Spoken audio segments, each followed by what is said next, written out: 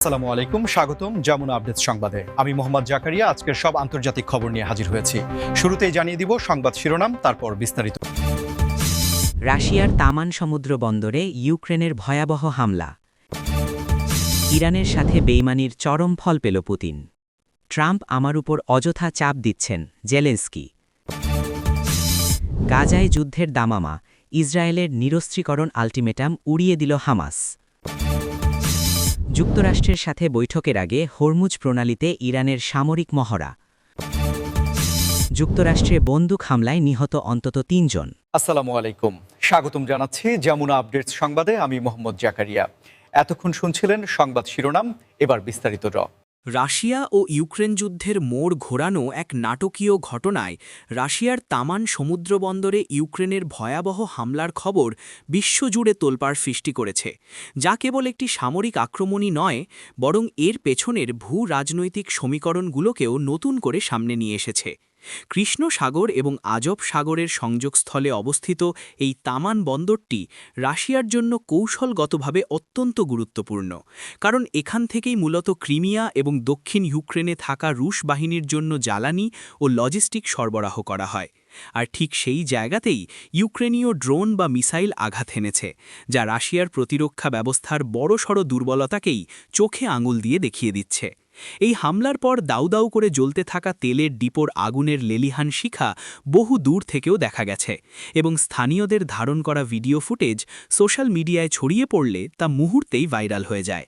তবে এর চেয়েও বড় আলোচনার বিষয় হয়ে দাঁড়িয়েছে, রাশিয়ার প্রেসিডেন্ট ভ্লাদিমির পুতিনের জন্য এটি একটি বড় ধাক্কা হিসেবে দেখা হচ্ছে।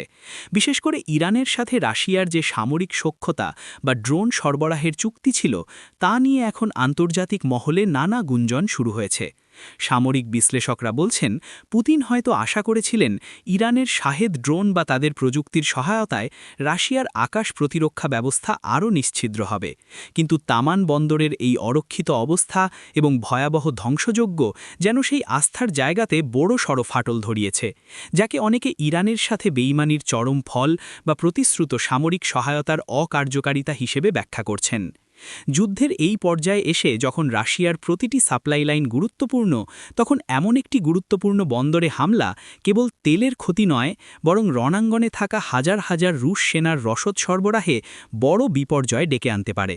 তাছাড়া এই ঘটনা এমন এক সময়ে ঘটল যখন রাশিয়া আন্তর্জাতিক নিষেধাজ্ঞার চাপে কিছুটা কোণঠাসা এবং তাদের মিত্র হিসেবে পরিচিত দেশগুলোর কাছ থেকে নিরবিচ্ছিন্ন সহায়তা পাওয়ার ক্ষেত্রেও ধোঁয়াশা তৈরি হয়েছে। ডোনাল্ড ট্রাম্পের যুদ্ধবিরোধী বা আমেরিকা ফার্স্ট নীতির কারণে কিয়েভের উপর যে মনস্তাত্ত্বিক এবং কূটনৈতিক চাপ বাড়ছে, তা এখন আর গোপন কোনো বিষয় নয়। জেলেনস্কি সাম্প্রতিক এক সাক্ষাৎকারে স্পষ্ট করেছেন যে ট্রাম্পের পক্ষ থেকে যুদ্ধ দ্রুত শেষ করার জন্য যে ধরনের শর্ত বা আলোচনার কথা বলা হচ্ছে, তা ইউক্রেনের সার্বভৌমত্বের জন্য হুমকি স্বরূপ হতে পারে। কারণ ট্রাম্প অতীতে বহুবার বলেছেন তিনি ক্ষমতায় থাকলে ২৪ ঘণ্টার মধ্যে যুদ্ধ থামিয়ে দিতেন। আর বিশ্লেষকরা মনে করেন এর অর্থ হতে পারে ইউক্রেনকে রাশিয়ার কাছে নিজেদের ভূখণ্ড ছেড়ে দিয়ে আপোস করতে বাধ্য করা।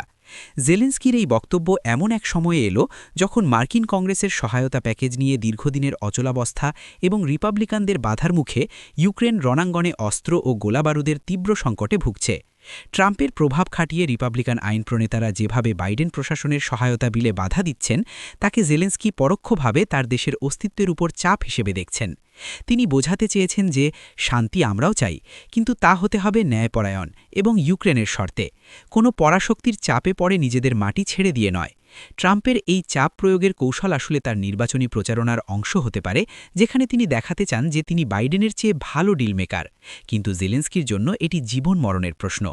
আন্তর্জাতিক সম্পর্কের বিশেষজ্ঞরা বলছেন, ট্রাম্প যদি পুনরায় ক্ষমতায় আসেন, তবে ইউক্রেনের জন্য মার্কিন সাহায্যের দরজা হয়তো চিরতরে বন্ধ হয়ে যেতে পারে। আর সেই ভয়েই জেলেনস্কি এখন থেকেই বিশ্ববাসীকে সতর্ক করছেন এবং ট্রাম্পের এই অযথা চাপ বা অবাস্তব পরিকল্পনাকে প্রত্যাখ্যান করার সাহস দেখাচ্ছেন। ইসরায়েল দীর্ঘদিন ধরেই বলে আসছে যে গাজায় যুদ্ধবিরতি বা কোনো দীর্ঘমেয়াদী সমাধানের পূর্বশর্ত হতে হবে হামাসের সম্পূর্ণ নিরস্ত্রীকরণ বা ডিমিলিটারাইজেশন, যার অর্থ হল হামাসের হাতে থাকা রকেট, অ্যান্টি ট্যাঙ্ক মিসাইল এবং সুড়ঙ্গ নেটওয়ার্ক পুরোপুরি ধ্বংস করে ফেলা এবং গাজাকে একটি অসামরিক অঞ্চলে পরিণত করা। কিন্তু হামাসের শীর্ষ নেতারা ইসরায়েলের এই দাবিকে অবাস্তব এবং ফিলিস্তিনিদের আত্মরক্ষার অধিকার হরণ করার ষড়যন্ত্র হিসেবে আখ্যায়িত করে তা ঘৃণা ভরে প্রত্যাখ্যান করেছেন। হামাসের পক্ষ থেকে স্পষ্ট বার্তা দেওয়া হয়েছে যে যতক্ষণ পর্যন্ত ফিলিস্তিনি ভূখণ্ডে দখলদারিত্ব বজায় থাকবে ততক্ষণ পর্যন্ত তাদের সশস্ত্র প্রতিরোধও অব্যাহত থাকবে এবং নিরস্ত্রীকরণের কোনো প্রশ্নই ওঠে না।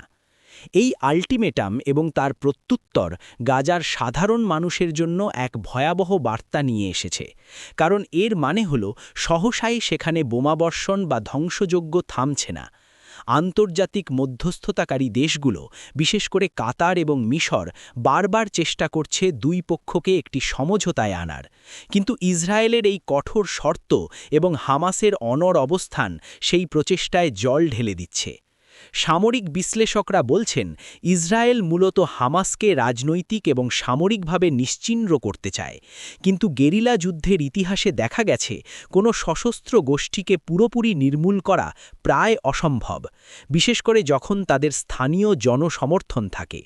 হামাসের এই আল্টিমেটাম প্রত্যাখ্যানের পর ইসরায়েলি ডিফেন্স ফোর্স বা আইডিএফ গাজার দক্ষিণাঞ্চলে তাদের অভিযান আরও জোরদার করেছে, যার ফলে রাফা এবং খান ইউনুস এলাকায় মানবিক বিপর্যয় চরমে পৌঁছেছে। হাজার হাজার মানুষ খোলা আকাশের নিচে মানবেতার জীবনযাপন করছে। খাদ্য ও ওষুধের তীব্র সংকট দেখা দিয়েছে, কিন্তু যুদ্ধের এই রাজনৈতিক দাবা খেলায় সাধারণ মানুষের আর্তনাদ যেন কারও কানে পৌঁছচ্ছে না। তেহরান ওয়াশিংটনকে দিতে চায়। হরমুজ প্রণালী দিয়ে বিশ্বের মোট তেল বাণিজ্যের প্রায় ২০% পরিবাহিত হয়, তাই এই স্থানে ইরানের যে কোনো সামরিক তৎপরতা বা মিসাইল পরীক্ষা বিশ্ব অর্থনীতির জন্য বড় উদ্বেগের কারণ হয়ে দাঁড়ায়।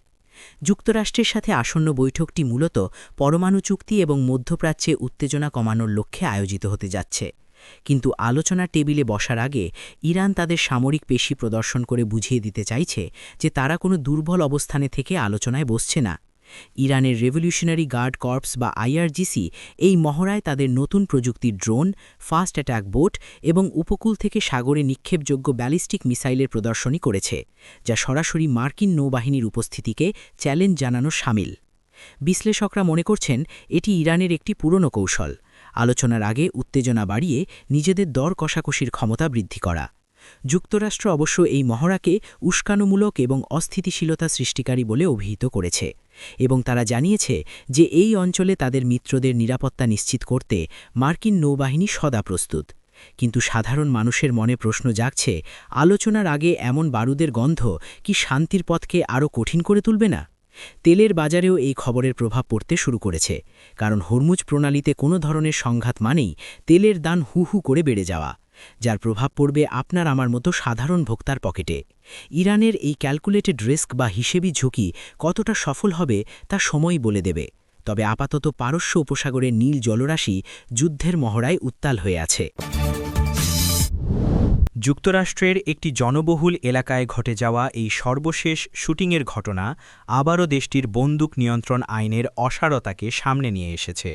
পুলিশ জানিয়েছে হামলাকারী হঠাৎ করেই এলোপাথারি গুলি চালাতে শুরু করে, যার ফলে ঘটনাস্থলেই ৩ জন নিহত হন এবং আরও কয়েকজন গুরুতর আহত হয়ে হাসপাতালে মৃত্যুর সাথে পাঞ্জা লড়ছেন। প্রত্যক্ষদর্শীদের বর্ণনায় উঠে এসেছে এক বিভীষিকাময় চিত্র। গুলি শুরুর পর মানুষ দিকবিদিক জ্ঞানশূন্য হয়ে ছোটাছুটি শুরু করে। শিশুদের কান্না আর সাইরেনের শব্দে ভারী হয়ে ওঠে বাতাস।